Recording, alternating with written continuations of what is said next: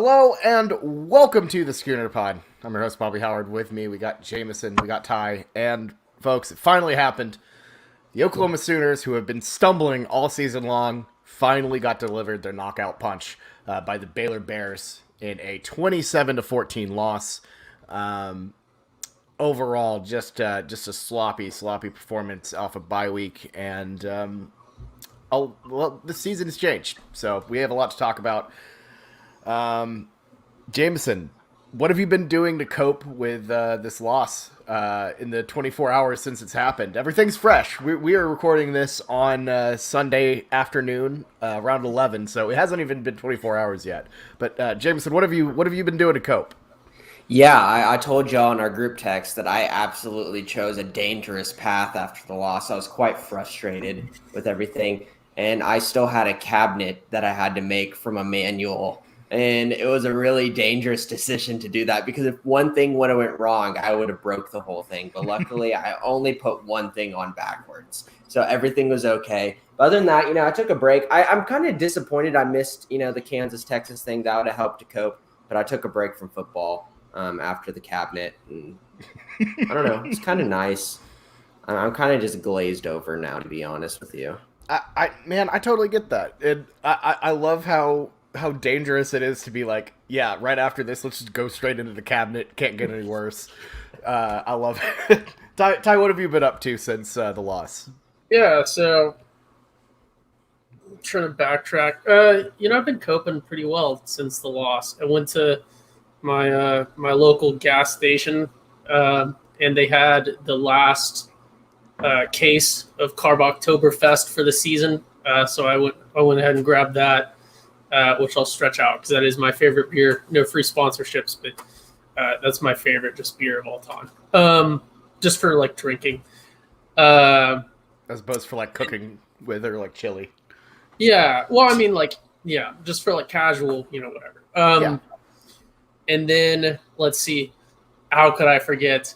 You heard it here first. Kansas hit their win over. They did it against Texas. Kansas beat Texas in football. So that's got to be, a little bit of a bright moment because that was just, for me, just Kansas losing to Texas again, and then the fact that Kansas finally hit their over on the wins. That doesn't count for our records, but that was a major. I had sort of given up hope on my Jayhawks, but thankfully that chain smoking Jayhawk helmet got the win for them. And then, this morning, kind of a lazy morning, watched the better part of the Spy Kids movie, which is just great. It's such a great movie. And now we're doing this. So, yeah. A true classic, Spy Kids. That the football group chat we had where everyone was just saying random things about the Jayhawk on that helmet really helped the drive home. Me and friend of the pod, Thomas, drove straight back from Waco. Only making one stop at the legendary Czech stop was the only stop we made. So it was a tough drive home, and then just kind of watched Kansas do their thing. But once that Schadenfreude wore off, you woke up this morning and you're just like, well, damn, we lost the game. So let's break into it. Jameson, if you had to circle one singular thing, is it even possible to circle one thing that went wrong? No, you just circle everything. What did go right? Honestly, just quickly breaking down: quarterback, atrocious. Offensive line, I guess the pass protection was okay. Run protection, ridiculous. Run game, nothing. Wide receivers can't get open.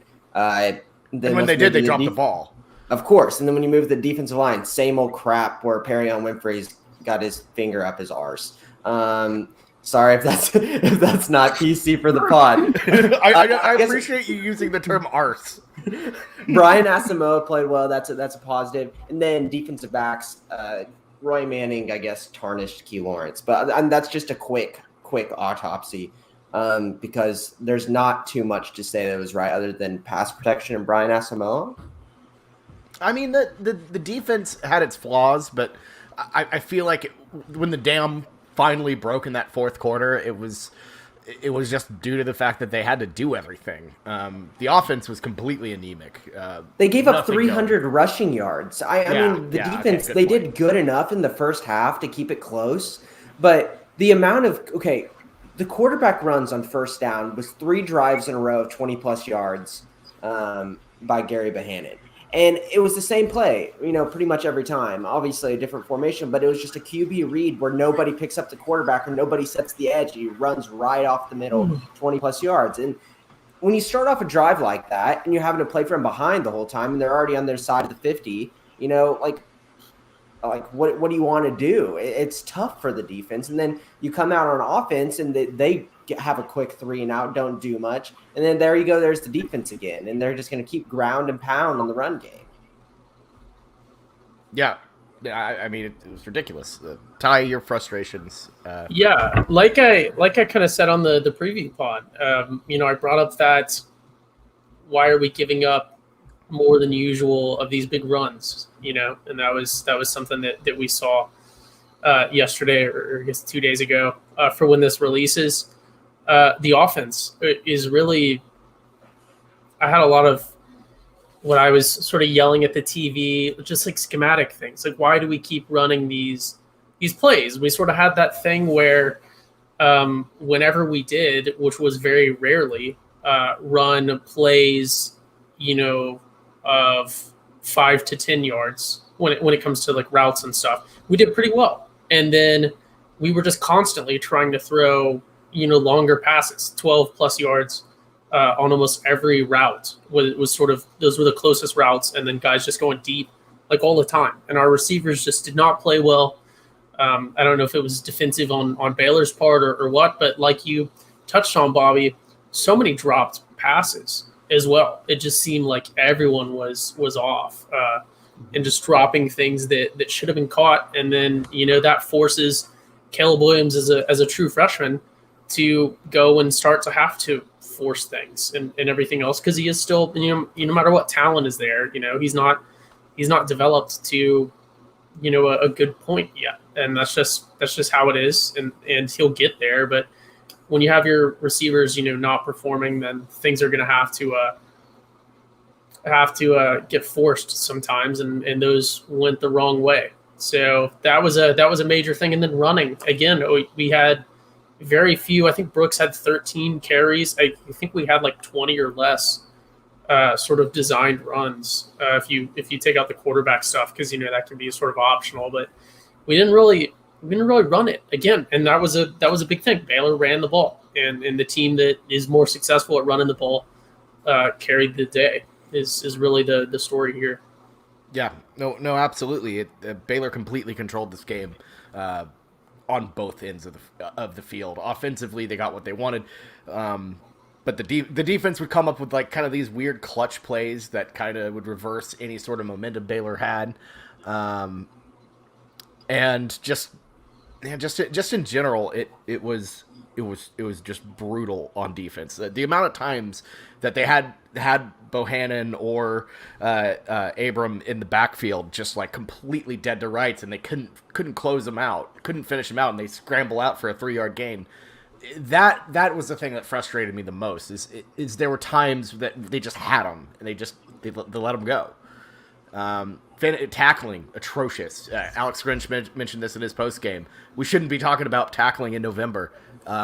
We've been talking about the whole damn season. I know, exactly. It was especially bad. It was particularly bad. And it's like the defense, they looked better than they had all year. They had a lot of mistakes. Obviously, they were disastrous in the fourth, but it just you can't have an offensive performance like that and expect to win. 7 points outside of that garbage time Caleb Williams drive. Where was the urgency all game on that? They looked excellent in that last drive, but the urgency was just atrocious. And defensively, they just got completely carved. Yeah. Well, and another thing too is I don't think the score necessarily indicates. I know when you go back into the stats, it's pretty bad tackling, and there's not a whole lot to praise. But defensively, we weren't that bad. We had them at 10 up until the fourth quarter.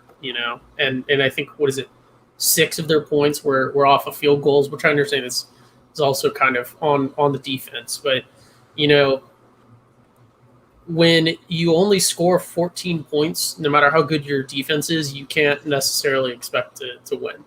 And that's just how it is. And, part of that issue is, the defense just not being able to close things out too. When you look at the time of possession constantly, OU constantly with the time of possession. Baylor had it for 35-19. We had it for 24-41. So the defense just not being able to get people off the field, even on times where they didn't end up with a score, which a lot of missed field goals in this game.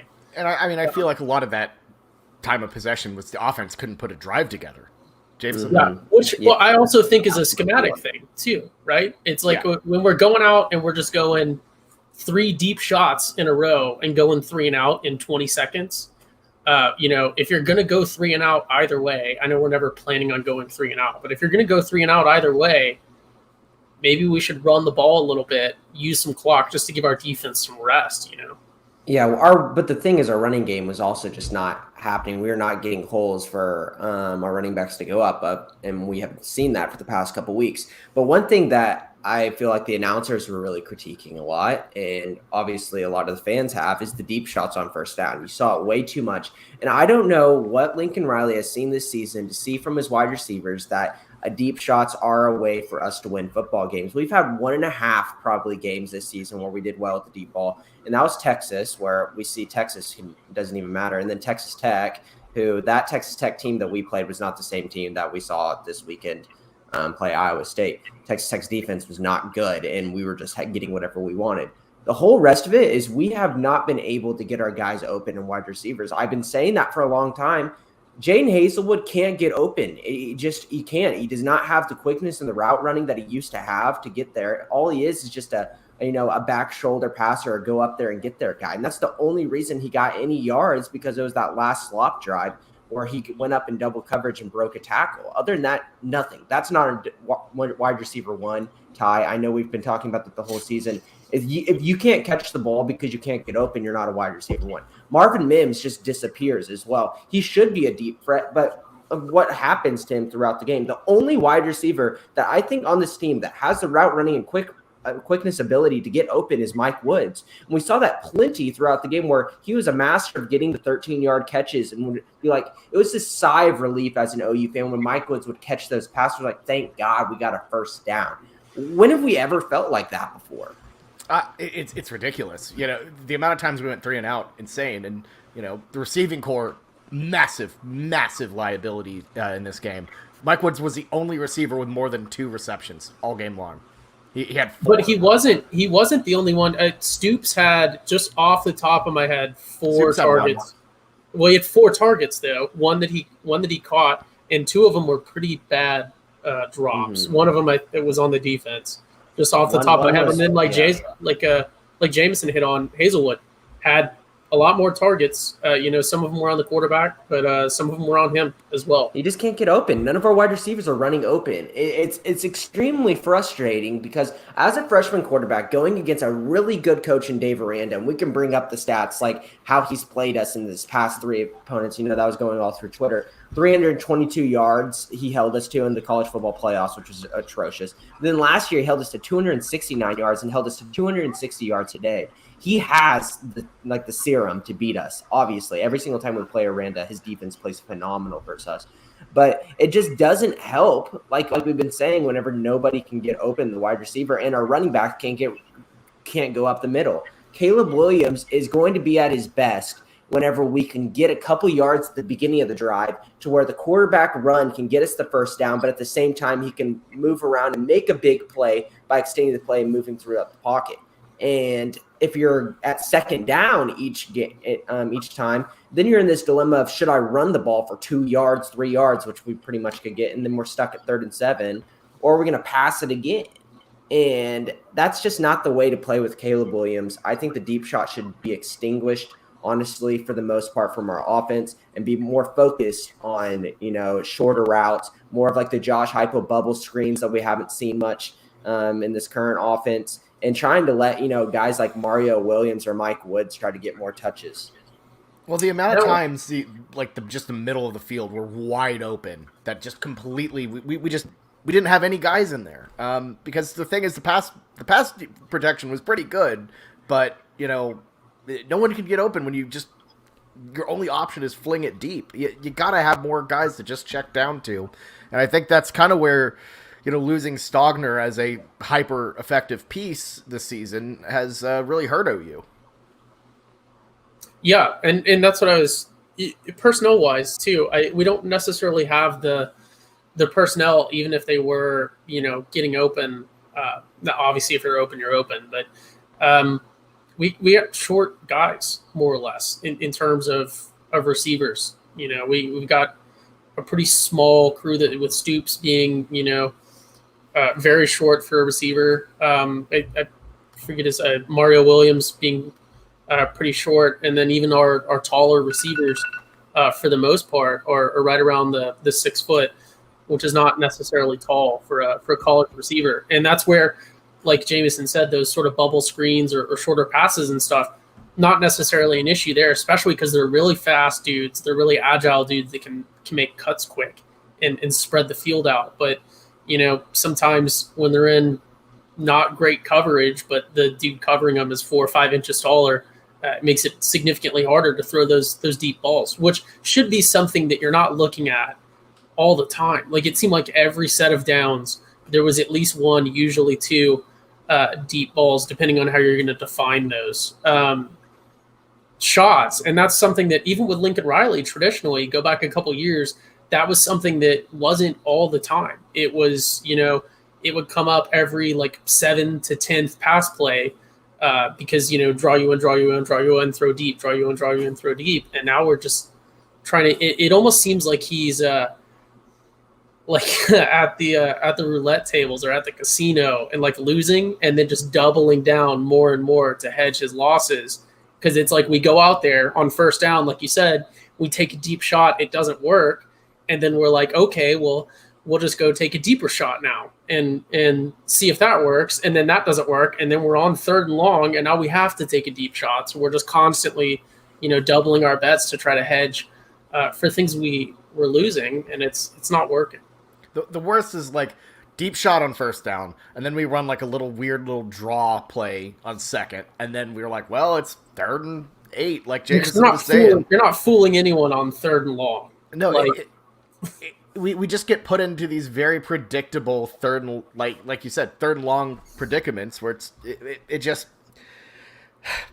frustrating because it never feels like we just have a 3rd and 2, and it's just I don't know. The play calling is so frustrating. Yeah, that game, like you said, Caleb Williams should be a quarterback that should absolutely thrive on 3rd and 2. We could run the ball as Kennedy Brooks, who's very good at getting that extra yard and breaking tackles, and Caleb Williams is an extreme threat. If we're going to do a design quarterback run or a read option, or that is absolutely deadly territory for him. So we should be trying to get in those situations. And like I said, the deep ball is just not our thing. But I feel like we would be remiss to not talk about the substitution of Spencer Rattler if we're talking about the offense into this. And I want to hear y'all's thought process first, and I have a kind of a different angle on how to take it. But I want to hear y'all's thought process on obviously the horrible decision it was. Here's my thing. I think it was a garbage decision. Well, mainly because it's in retrospect, but I think there are situations where Spencer Rattler can thrive and do a good job in this offense, but he is not the type of guy who can electrify you and take you all the way back. Like Caleb Williams. When they put in Williams at Texas, it was a something that electrified the offense. It energized the entire team. When they put in Spencer here, it felt like a panic move immediately. And it's from the get-go, you could tell it was very the feeling was very bad. Of course, maybe we're talking differently if they call pass interference on that first just massive bomb he had. But the issue is classically underthrown Spencer Rattler deep ball that we had forgotten about. The dude has 0 arm power. Well, I'm just saying it should have been it should have been a catch. 2 is PI. But look, you had plenty more issues than just that. So it was a very bad decision because he's not as dynamic as Caleb. I think you'd trust your guy to get out of there, especially because they're only down 3. It didn't work at all, and it sucked. I think it was kind of a crap position to put Rattler in because that's not his zone. That's not how he really operates. How does he operate? I think he's a pretty good game controller. Being freaking soft, and if he gets touched in the backfield, he just falls down. Never got actually sacked. He just tripped over his own feet when a hand touched him. But yeah, Ty, tell me your thoughts on this, and then I'll end with my thoughts on it. So I think a lot of people look at it. Well, a lot of people look at it this way too.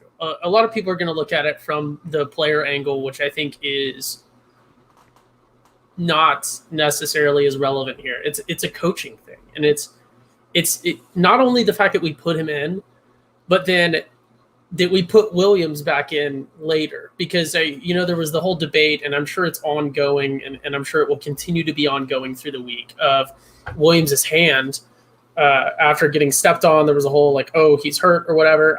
I'm sure it hurt, but he was clearly not injured by that. He went back out there and threw a really nice completion the play right after. And I understand, you have adrenaline and stuff, but then he went off and did a couple more sets before he was swapped out. And his hand really was not injured. I would be very surprised if it was, because it didn't affect his play. His play before getting stepped on, and then his play after, he had some of his better plays after. But you can't just constantly keep changing it, because it felt like at one point when we got the fourth quarter touchdown that, okay, we have the energy, we could win this game, but there was just no time, because we had spent so much time just swapping back and forth and not, deciding what to do. It felt like a group project where you have, 4 weeks to do it, and we spent three and a half of the 4 weeks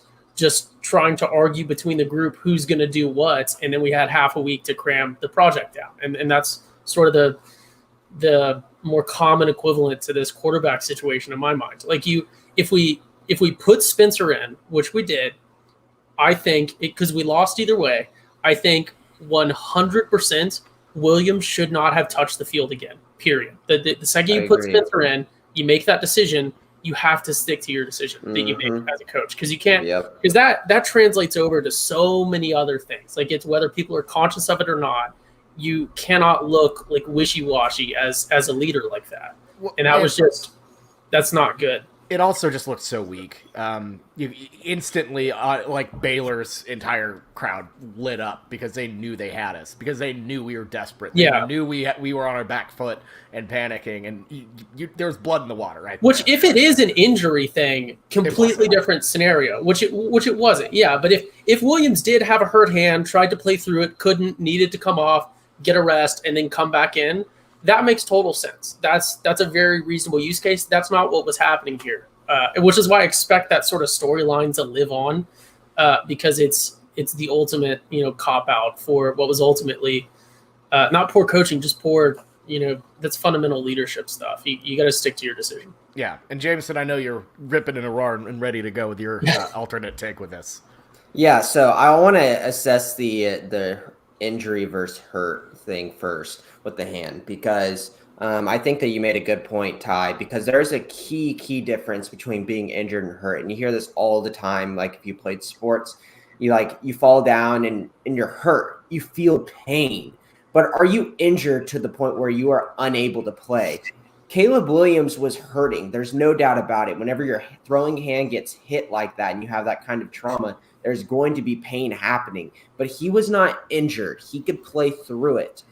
There was a key moment where I knew that he was not hurting that bad to where he would still be able to be functional. Whenever someone came up to him on the sidelines after one of his interceptions, and they gave him a knuck out. And this is a key decision whenever you have a pulsating right hand that you don't want to do anything with, or if you really hurt a finger or something like that, you are going to use your left hand to knuck them, because it is just in your brain that you don't want to use your hurt hand.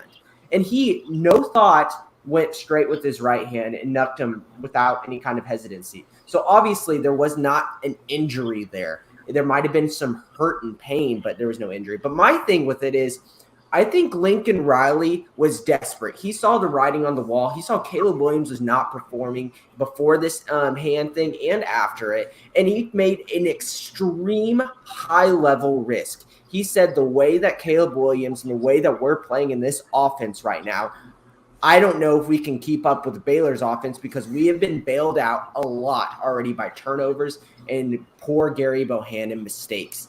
And I don't think we can outplay them the way we have our offense right now. So I'm going to make an extreme risk by putting out Spencer Rattler because all it matters is if we win this game. I know this might hurt Caleb Williams' development, but Spencer Rattler at least going to throw out something different to where we could have a slight chance to win this game. And it blew up in his face, and he did not get the win. And that's why he's going to deserve a lot of the bad, flack that he's going to get for this decision. But in all honesty, I kind of somewhat respect him for trying something different because it was an extreme risk that if it would have worked out, we would be very, very happy about it. And we were like, I'm glad he didn't just keep on beating the dead horse and we just kind of fell off. But obviously it didn't work. And now we're going to use the argument we should not deviate from our freshman quarterback and show him that his leash is not as loose and he's not our number one guy no matter what now. It is tight, and if you screw up just a little bit, Spencer's breathing down your neck, which is never a good situation. It was a huge risk. But Lincoln Riley decided I'd rather try to win a game more so than and take the risk of hurting my quarterback culture. I just think it's a bad idea to not I think it stunted his development because as a freshman, as a developing quarterback, you have to work through those tough situations. You have to dig deep and go to that next level and figure out what you're supposed to do when you throw 2 interceptions on the road. This was his first real road game of the season because I don't count the Kansas game where they were literally giving people free access to try to fill the stands. That's not the same type of environment. This was a raucous environment for sure. And honestly, I don't know. I think the best way to let a young player grow is to just kind of be like, hey, go for it. That's up. I completely you have to agree. dig your way out. But the thing is, how much do you care about in the current when you're 9-0 of letting your player grow? That is a future-oriented goal rather than a present-oriented goal where Lincoln Riley is a very smart offensive coach where he sees the writing on the wall and he's like, I don't know if we're going to win this game. With Caleb Williams the way he's playing at quarterback right now. Yes, he could dig deep and, pull himself out of it, but trying something different is why we won the Texas game. Yeah, I just think it's too late to make that decision in that game, in the third, late part of the third quarter. When he made the decision against Texas, there was still plenty of time to, establish Caleb or put Spencer back in. Just as when he made that decision to pull Spencer Rattler and put in Tanner Mordecai in the other Texas game, there was a lot of time where he could put Spencer back in and reestablish that. I just feel like it was just a little too late to do that. It was only a couple minute difference between this current Texas game with it being the beginning of the third quarter versus we put in Spencer in the middle of the third. It was like late third. It was late third. Like it was like almost fourth quarter. Okay. Yeah, I'm more with Jamison here. I don't hate the Spencer decision at all. It was a bold. Nothing was working. Bold change. I think it could have worked. I think had we stuck with Spencer, our chances of winning would be greater. I think that the swap back to Williams was the timing issue. You got to make a decision and stick with it. You can't make a big decision and then go and back down from it. That's what makes it bad. I think putting in Spencer was a huge risk, and whenever he came in, like I said, the dude was so soft. The man, any kind of touch to him, he just falls down. There was one play, it was like 3rd and 8 maybe, and he had rolled out of the pocket to the left side. He had evaded a rusher, and the right end had come off and stuck out his hand, didn't trip Spencer Rattler, just kind of nudged him a little bit, and Spencer fell on his own. That was a play where I said, this was a mistake because Caleb Williams would not have fallen down to that contact. Caleb Williams does really well at breaking through contact. I want to disclaim that I would not have put in Spencer Rattler. Like, I agree. I would have kept Caleb in and let him fight through it. But I want to put in the different mindset because the whole thing that all of OU fans have been talking about is this is a horrible decision because this kills the future of Caleb Williams. But Lincoln was thinking in the present. He was thinking, what can I do to become 10-0 rather than become 9-1? So I just want to put that out there, and I understand that I'm probably going to get a lot of, bad flack for this, but I see what he was thinking. And sometimes making huge risk is what you've got to do to end up in the position to win it all in the end. And if you don't make huge risk and stand pat, a lot of the times you get caught with your pants down. And I'll say this, I don't disagree with making a huge risk that might, affect you down the line. I'm not worried about Caleb Williams, being, upset with this and it hurting his psyche. I just thought it was a poor decision. I agree with the mindset that you make that decision, you make whatever decision you make in that game to try to win the game. It's about winning that game. It's not about next year. And I will say, I just don't think it was the right call. And I'm with you as well on that one. Yeah, just to clarify. Yeah, sorry. Go ahead. I was going to say, just to clarify before we move on, because I'm sort of out of points on this one. I do also, number one thing, we should have kept Williams in. Period. I don't agree with putting Spencer in, but we found a way to make it worse by putting Williams back in. It's sort of the meat of my point. That is absolutely the biggest point. What was your initial reaction in the stadium, Bobby, when Spencer Rattler came trotting out? Well, we saw him warming up. You could tell because he took his little white hat off. And he took his because where I was sitting in that OU corner next to the Baylor line and everything. So we had a really good view of the OU sideline. We were right over the little tunnel where they would come in and out, and you could instantly tell. When he takes the little hat off and starts throwing seriously is the term Thomas used next to me. Because before he just kind of tossed it around like it was nothing, but when he started like really truly warming up, you could kind of tell it. When he was warming up, Caleb was kind of walking around at the other end of the sideline. You just had that vibe. Then he popped in with 55 seconds left in the third, and it just I think initially everyone was kind of nervous, but the reaction was strong. I think it was very supportive. A lot of "Let's go Spencer" chants, because honestly, like at that point, you just want to back your guy. And if Spencer's your guy, he's your guy. Even if it's not the right decision, you don't boo him. But there was no like people didn't want Spencer in there. It wasn't like there was a "We want Spencer" chant going on. That's total BS. That was the Baylor line all the way. It was more of a oh god, I guess they're putting in Spencer now. That was basically the vibe around the entire OU section.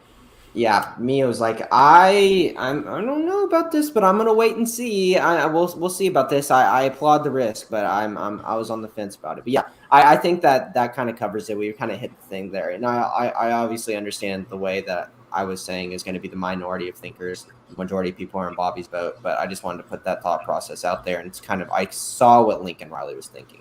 But I say let's pivot to the defense. We've been talking a lot about the offense and their inability, but let's talk about the defense. And I think I told you all coming into this game that my biggest thing was I wanted to watch cornerbacks and see if Key Lawrence was going to be for real. And I guess Roy Manning just finally he's like, oh, Key Lawrence, you're away from the safeties. You're now with me. Let me put my horrible mantra on you, and you're going to become horrible now. Key Lawrence, first of all, that touchdown throw by Gary Bohannon on the left side where there was not a double move, but Key Lawrence bit at the run or something and then turned and then gave up on the play. It was horrible. That's obviously a play from a guy that hasn't played enough cornerback snaps. He's very talented, but obviously he has not had much practice nor, given much of technique as a cornerback. And that shows. Woody Washington didn't play as many snaps, probably to cover that up, but it's nice to see him back. What did y'all see from the defensive backs overall? Yeah, that Key Lawrence thing happened. That play happened right in front of me, and it was just atrocious, just atrocious. And Lawrence kind of regressed back to the mean a bit, which is a bummer because I really thought his trajectory was going up. But that's just how it works with some of these players. Woody, I actually really liked Woody in the limited minutes we saw him. Obviously, a lot of that's because of health. And just kind of getting back in football shape, getting back in a rhythm. But I liked what I saw out of Woody. Other than that, just... DJ Graham got burned a whole lot. Graham did get burnt a lot. He did have that excellent play where he punched the ball out, which, good job on recovering. But Gary Bohannon was so unable to make throws throughout this game. With his accuracy was miserable. Bohannon's too many deep balls. He's not a great thrower. He was only 12... He was 12 for 21. They won this game in the short field, and then they had that massive run from Abram Smith to kick off the fourth. And that's just the thing is Baylor is still a very limited team. I feel more about that than I did before, offensively. But man, they were very well equipped to take out OU today or yesterday. Yeah, I think it comes down to when we're looking at the defense, which obviously inherently is going to imply some talk of the Baylor offense. I think ultimately, same as the other side of the ball, it comes down to coaching for me. I think we were out-coached and out-schemed in this game. I don't Definitely. necessarily – you can talk about the individual matchups, which are, of course, very important. But at the end of the day – even if our individual pieces are better, Baylor better used their pieces against our pieces. And I do feel like the defensive backs specifically, like Bobby touched on, and I was saying to y'all during the game, it was Gary Bohannon. And I said this before. I said this when I thought we were going to win. So I'm not trying to be a sore loser, but Gary Bohannon, you could make a fair argument that he was the defensive MVP for OU, because this game would have been a lot worse if he could throw to wide open receivers, because there were a couple, two at least that hang on into my mind, just wide open touchdowns that were just atrociously thrown for no reason, like no real pressure, had his feet set, had everything wide open dude, and just couldn't throw it to him. So I think the defensive backs, I think they played around their average for the season, like you said, Bobby. Sort of a regression to the mean. They were pretty average for what they've been, but it could have been a lot worse, and it was bad. What got me with the defense, and this also applies to basically every aspect of the team, is they were completely out-aggressed. The aggression was obviously on Baylor's side, and it's something one of their players, I can't remember his name off the top of my head, said in his post-press conference, where he said, we made it a point this week to be the more violent team. And, they were more aggressive. And you have to come out there and have that edge, and OU just didn't. And, when you're playing a team who, they're kind of an underdog, if you have Baylor and Oklahoma, Baylor's always kind of going to have that little bit of a, chip on their shoulder, that underdog mentality, just because of, the pedigree of the two programs. OU will always kind of be, they always have a target on their back. That's what, the success they've had. That's what moving to the SEC, that's what all of that does. And because of that, you have to expect everyone's best shot. And that includes, just the other team out-aggressing you. And you have to be able to match that aggression. You have to be able to match that passion. You have to be able to match that energy. And Oklahoma did none of that. Defensively was where it really, really showed, though. The amount of times they didn't finish tackles. They didn't, blow by blocks in terms of just aggressively kind of pushing back against it. It was just absent today or yesterday. Yeah, definitely.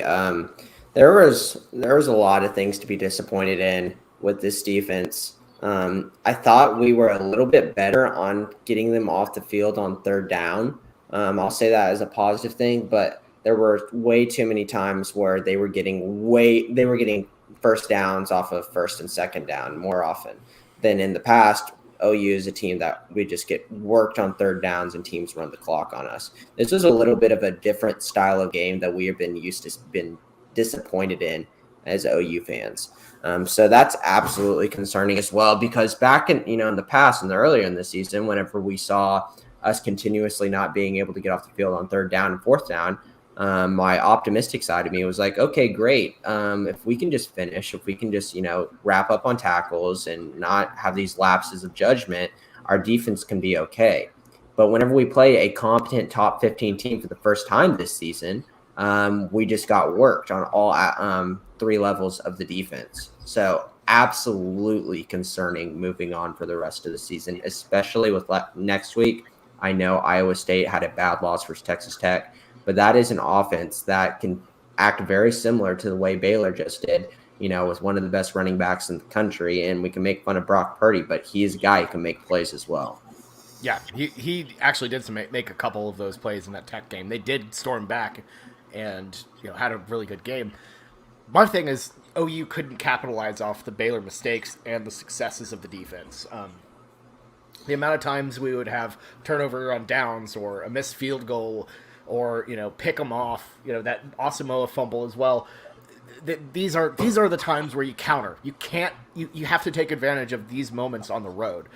That's how you win ball games on the road. And letting those go to waste, that you can't do that for after so long. It's just going to bottom out, and that Baylor momentum is just going to come through, and it's frustrating, and it's something we've kind of seen all year, is just failure to capitalize on the other team's mistakes, and that this game could have easily been won, and we also have to focus on.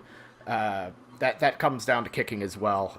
Unfortunately, Gabe Burkich looked like garbage, missed 2 field goals. Not the easiest field goals in the world, but they're field goals that are makeable for Burkich. The 40-yarder was a tough one to miss, because that's money. 40 yards is easy. 40 yards is doable for Burkich. He missed some, and the game might change on that. That missing field goals, that's a momentum swing the other way. It's infuriating because it was there. It was just right. It was right there. Yeah, and so I do want to say something that both of you guys sort of touched on that ties into something that I've been thinking was one of the reasons for me, I'm sure this is a very fringe sort of minority opinion amongst OU fans, but I don't necessarily feel that bad about this loss, because it kind of feels to me, I'm walking away from it, 24 hours later, and I feel a lot like I did after Tulane and after West Virginia and after Kansas even and Nebraska to an extent. It doesn't, I feel like it was the same team that we saw against Tulane that came out there today, even with, Williams in, and we did sort of the same stuff. We have the same talking points, really, if you were to go back to the past pods. We're constantly saying the same things, and it's not like our coaching staff and our players don't also see these things. If they were easy things to fix, they would have been fixed. Like, no one is choosing to maybe we're choosing to continue to throw the deep ball. I think that's a pretty simple fix, but it doesn't, like, I know it's our first loss of the season, but this OU team, I think maybe we're propped up on a house of cards, I guess. I can't think of a good analogy, but we could very well be a 4 or 5 loss team right now, easily.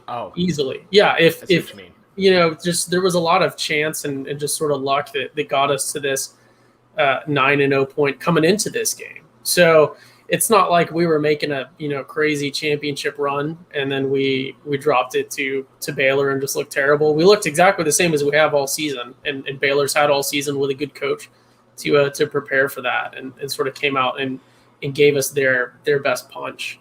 I mean, I think it's frustrating. I'm personally pretty frustrated because I thought they'd turn it around. I feel like OU teams in the past have had mistakes, have had flaws, but they've turned it around. They figured it out, and it looked like they were starting to come into their own against an admittedly very bad Texas Tech team, but with Caleb Williams and everything, it looked like it was pivoting that way. They were still undefeated, but no, I think it's just this team is what it is because they refuse to make changes, and until you make those changes, until you have the coaches who will speak reality to you and tell you, hey, look, you guys are sucking right now, instead of saying, winning is hard and, we're close, but not actually making any changes, and just thinking they'll break through. That's how you don't change. That's how you don't evolve. That's how you lose in the exact same manner that you've been struggling, where the other team controls the pace of the game. The offense is shoddy. It's just, it is all in mentality, to a T. And the inability to look reality in the face and face hard truths, which is something this team just has not been able to do at all this season. And, that's what gets you beat, is the inability to look within yourself and be like, hey, look, we got to make changes, because nothing has changed other than Caleb Williams being the quarterback. Mm-hmm. Yeah. I feel like we'd be remiss not to talk a little bit about our front seven before we kind of finish this off. I can give a couple LVPs out, I guess, on the front seven. I already mentioned Brian Asamoah, but every single podcast I bring it up, and I already did it a little bit. Perrion Winfrey, I want to give myself a purposeful aneurysm in my brain just to relieve the pain of having to watch Perrion Winfrey bull rush every single time with his head down, not even know where he's going, and just completely screw over this team every single time. He has no purpose at all. Every single time he gets onto that field, all he cares about is the stupid center or guard in front of him, bull rushes, does not know where the play is, and the only times he makes any plays is if the running back falls into his little bull rush.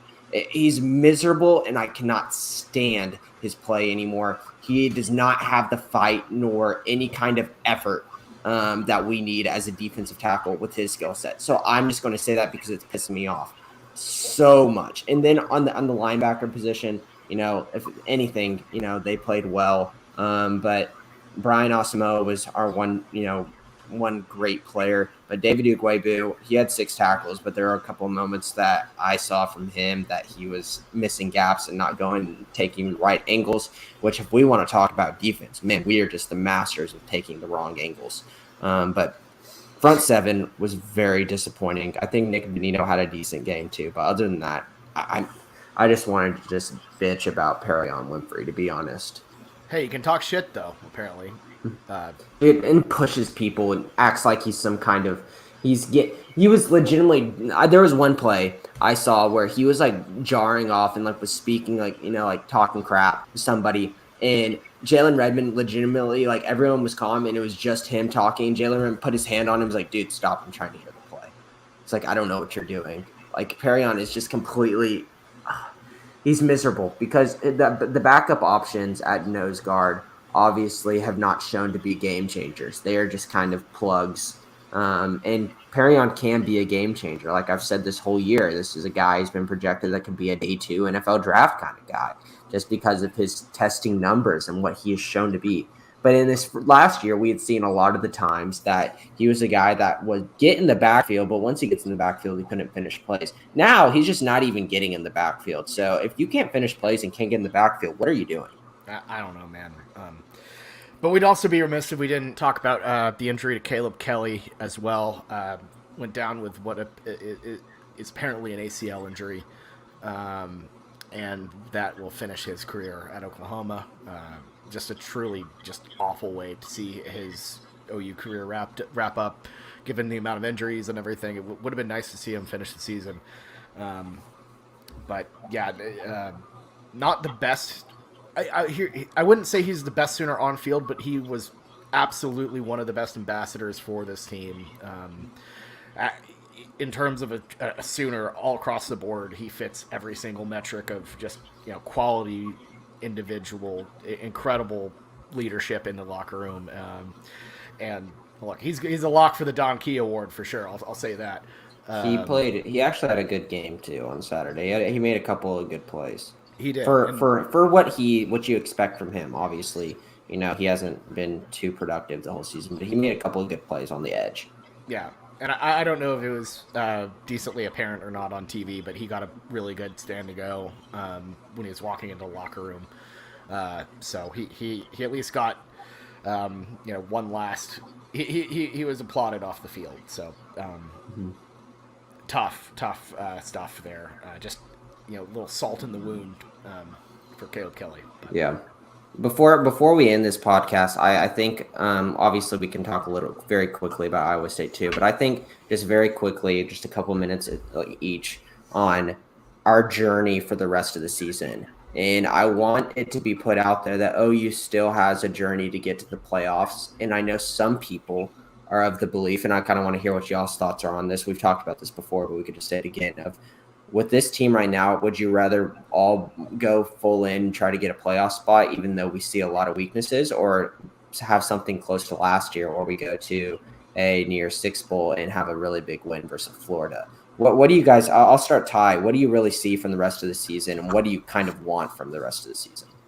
Yeah, so I'm glad you brought this up because this is kind of how I wanted to segue to. So and I started to jump into it a little early, started to jump my gun. But another one of the reasons why I don't feel too bad after this loss is there is a potential that we get a rematch in this game, which – no matter what you're feeling about the playoffs or you don't want to go to the playoffs or whatever, if we were to get a chance and then avenge this loss in the playoff or in the conference championship, that's a really good storyline as well.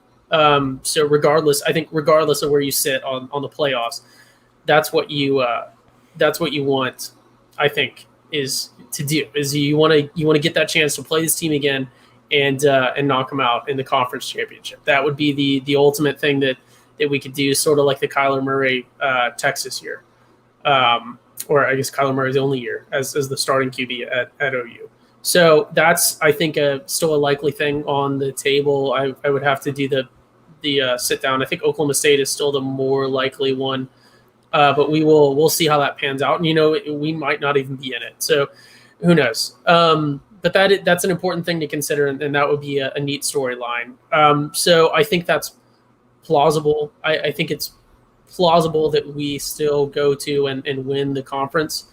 In terms of the playoff, I'm kind of split because you don't ever want to back down from that challenge. I think that this is a great year for us to at least make a good showing of ourselves, or just making it to the national championship. I don't think anyone is going to beat Georgia this year, but we'll see. Anything is possible.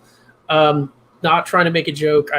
OU would beat Cincinnati, and the other potential teams, are very flawed, just like OU. Oregon, if they're a potential team, very flawed. Ohio State, another potential team, not the giant that they have traditionally been. So there are a lot of teams, I think, that are in sort of the same boat as OU. Oregon's coming in, atrocious loss to Stanford. Ohio State has lost to someone. Oregon. So that's another thing. So as much as I would enjoy, OU 9-1 or OU 1 loss, avenged our loss to Baylor, going and playing, like we were talking about this morning, Ole Miss in the Sugar Bowl would be great. I think that'd be a pretty even matchup, fun storylines and everything else. I don't want to back down from that playoff thing. I don't think we're knocked out, especially if we get that revenge win and really turn things around. Because ultimately it takes a loss to reinforce, that things are a bad habit. We've been doing these bad habits all season, but we've been winning. We've really needed a loss to show us, hey, you need to change. So I know we're at week 12 or something. It's a little late for this, but hopefully maybe this is the one that turns us around and we really do start to click. Yeah, I do not think the playoff is out of play yet. And I'm not trying to be unreasonable. It just, there's a lot of football left to be played. Whether or not OU is capable of winning out, that's a whole other question, a whole other story. Unfortunately, the Baylor revenge game is likely not possible unless OSU loses at Texas Tech this weekend. The tiebreakers just wouldn't, because Baylor has 2 conference losses, it wouldn't shake out in OU's favor, or in Baylor's favor if OU wins out, or in OU's favor, obviously, if they lose to OSU. So Baylor's path to the Big 12 championship is a little messy, for sure. But yeah, no.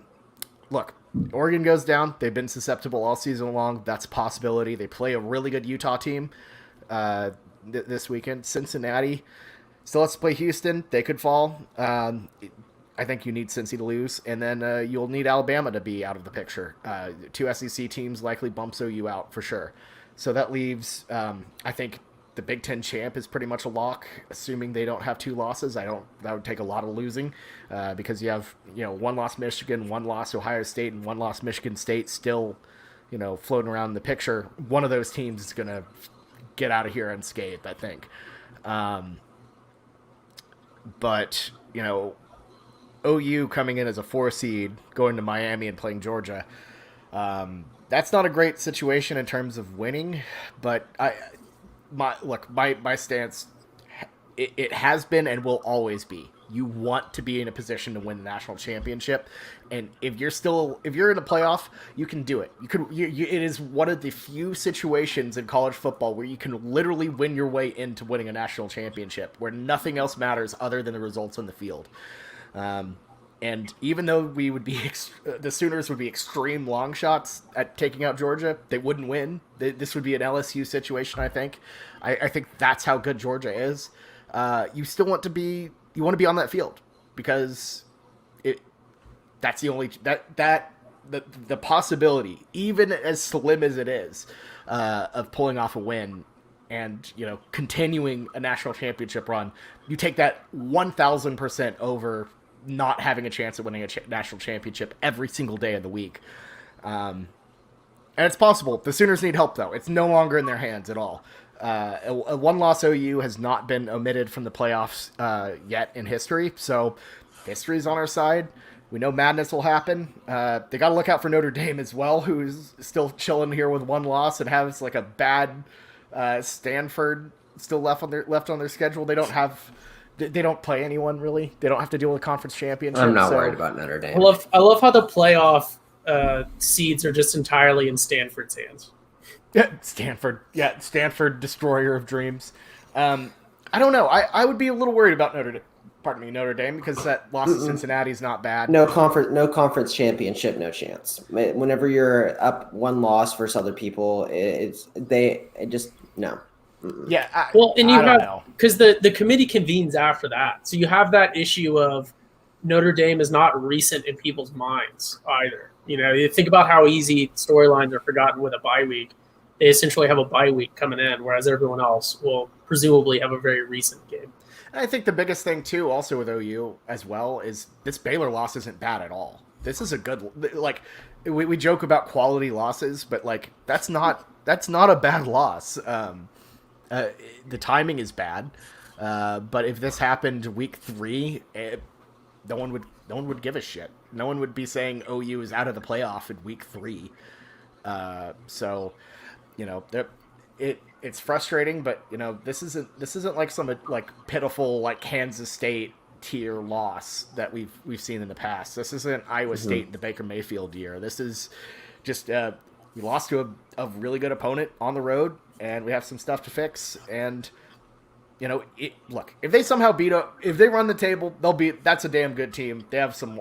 I don't know how they will do it, but I don't know. I'll take it. If they run the table, the way Oklahoma State played versus TCU, I understand TCU is not the best team, but what they showed shows that they are no joke, and beating them is an accomplishment, but we need a little bit of style points or some help. I personally think that if we win with some style points, we can get in over Cincinnati, but we still will need help. I think an Oregon or an Ohio State loss is what you need for us to get into that slot. And Oregon, like you said, there's a very good chance that they play some good teams, and the way they've been playing recently has not been stellar. So I think there is a decent chance that they lose. The problem is we got to handle our own business first, and then we'll worry about all that stuff later. But it's always just fun to talk about, because all hope is not lost. I've seen some articles and some posts saying OU doesn't have a chance at the playoffs. Are you kidding me? We just lost to a top 15 team, and there is plenty of one-loss teams all over the country right now. We just need some style points in these next couple games. We just got to handle our own business. And it's going to be a fun thing to watch.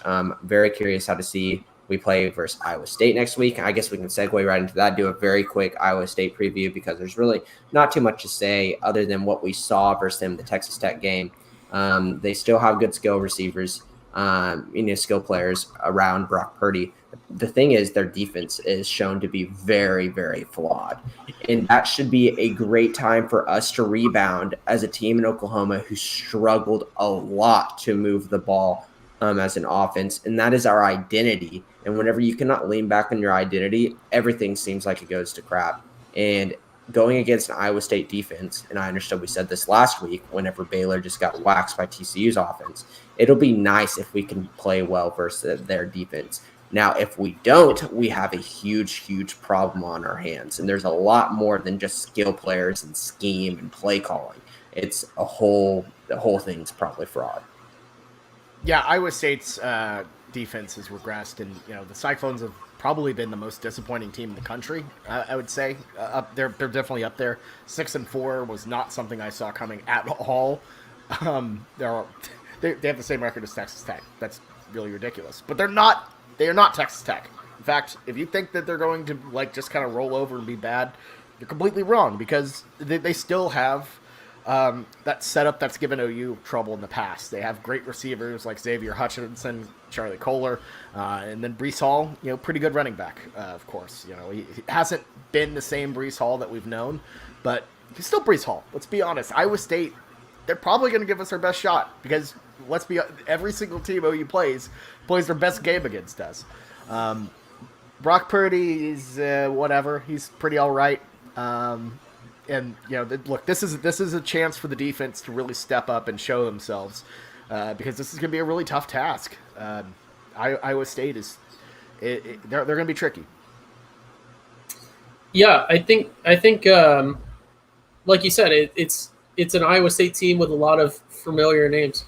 Brock Purdy, I think, is about 37 years old at this point. He's been playing there for forever. The best quarterback to ever come out of the state of Arizona, I will say. Hands down, certainly the best quarterback from Arizona that we'll see next weekend, unless you count Kyler Murray as an Arizona person because he lives there now.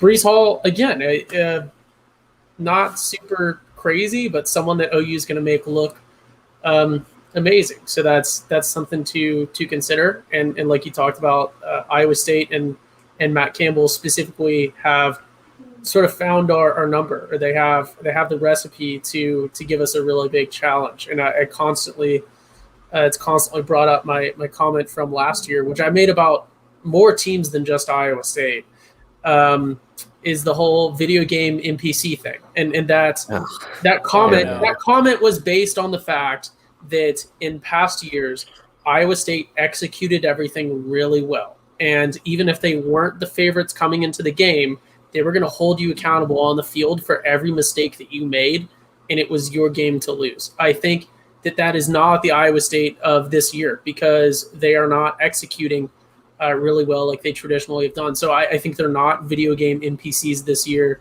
in the fact that they've regressed. And now it's not a team where OU has to come in and play one of its better games of the year. I think this OU team probably needs to play one of its better games of the year because we need to win, and we need to win convincingly.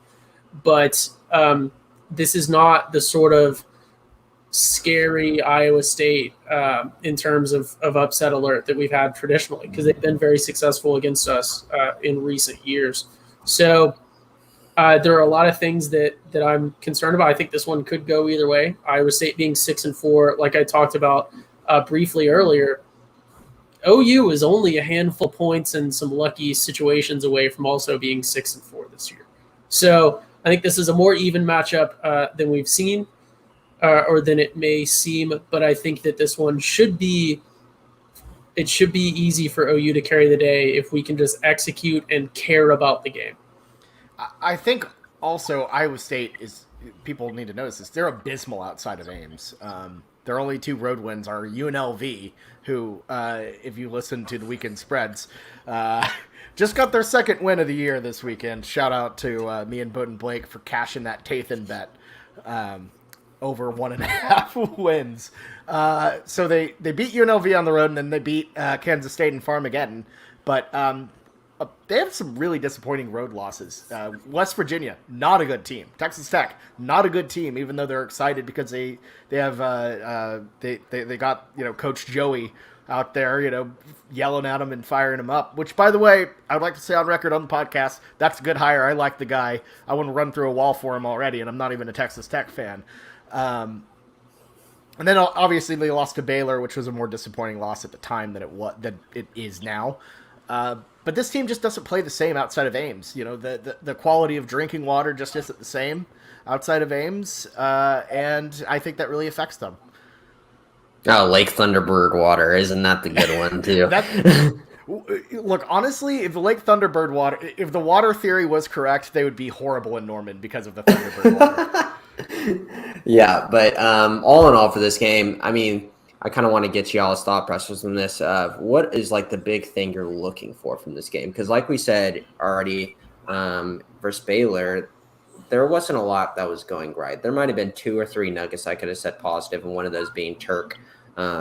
But the biggest thing I think, and we've been saying it the whole season, I usually say the biggest thing I'm looking at is the defense. And if they can handle, now I just need to see the offense. I need to see a pulse of a powerful offensive attack at all 3 levels. And I would love to see the wide receivers have a good game in the passing attack. I understand our rushing attack has been a little bit weak recently, but what is Oklahoma without a passing attack? And it just felt weird watching the Baylor game. So if we struggle to pass the ball again, I don't know what our identity is on offense. Ty?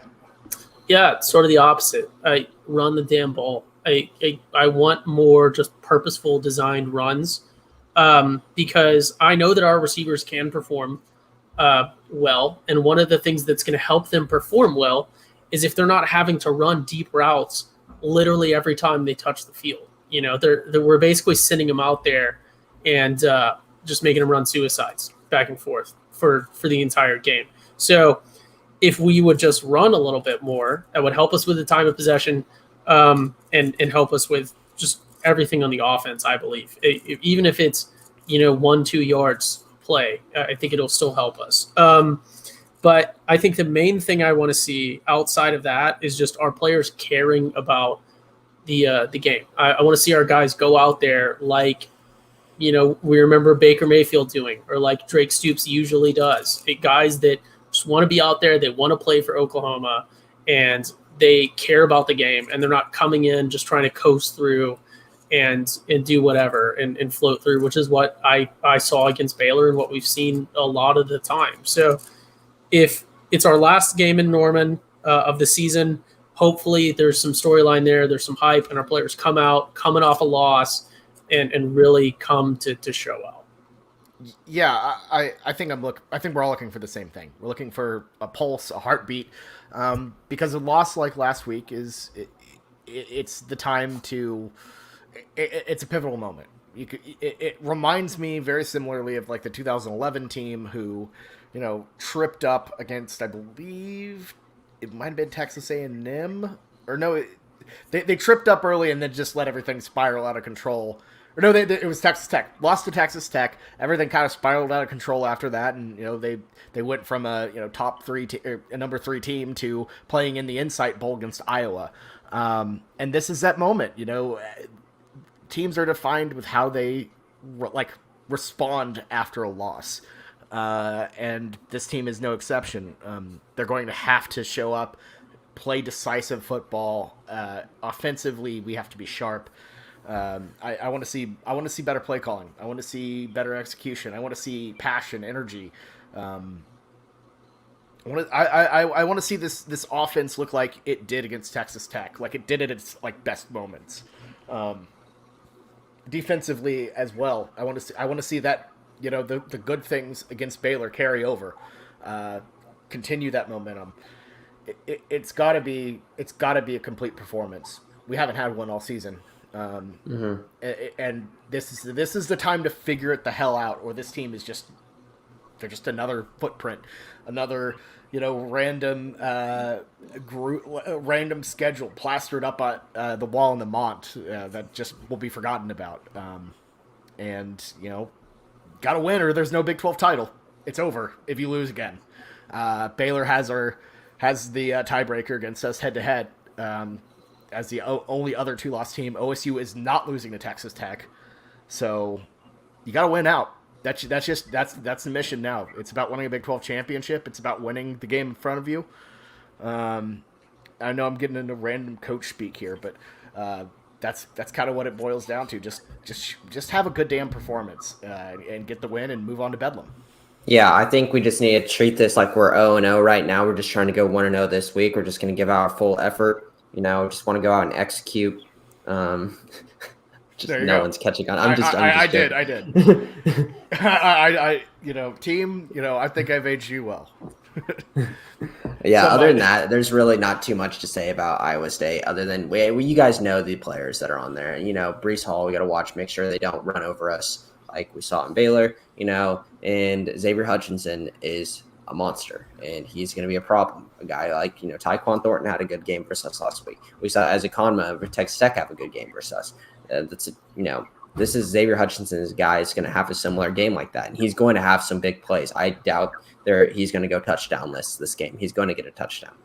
Yeah. And I got to say, I think the biggest challenge is trying to find a way to get as drunk as possible before 11 a.m. It's difficult. You got to start early. You got to make sure you have your plans in place. It's tough, but, I think we can do this, folks. Mm-hmm. So, you guys got anything else to say other than good luck? Brock Purdy sucks. He's garbage. Iowa State fans come at me. Busch Light is nothing but watered down crap. Your chili sucks. Your town sucks. I hate you and you're tacky. Your black uniforms look very lame. You're basically just an Iowa State or an Iowa clone, except for the fact you can't beat yourself. So there you go. And that's the Schooner pod. Yeah, I would try to trash talk Iowa State fans, but I just find it very unlikely that any Iowa State fans sat through an hour-long just sadness recap of the Baylor loss to get to what we do about 10 minutes of Iowa State. So my favorite complaint from last year was they only talked about how they lost to Kansas State and didn't preview the game. And I'm like, well, yeah, we lost the game. Yeah, of course we're going to talk about that. I hope they listen again, because fool you twice, shame on you. That's what I have to say to Iowa State fans. Exactly. Your favorite your favorite vodka brand is named after your rival. So screw you. Shout out Hawkeye Vodka. It's actually pretty good for $12. Anyways, that's all we got for this. Jameson has just walked off. Jameson has left the building. I'm back. Sorry, the dogs were absolutely going crazy. That's all good. Well, we got NFL to watch and fantasy teams to have let down, so we're going to wrap this one up. Thank you all so much for listening, and Ty, Jamison, thanks for popping on a rare Sunday morning chat where we were able to voice our disappointment. It was actually pretty fun. Mm-hmm. Yeah, so we'll see y'all on Wednesday night, or we'll go through the picks, and it's another fun week of football. So make sure you guys listen to that.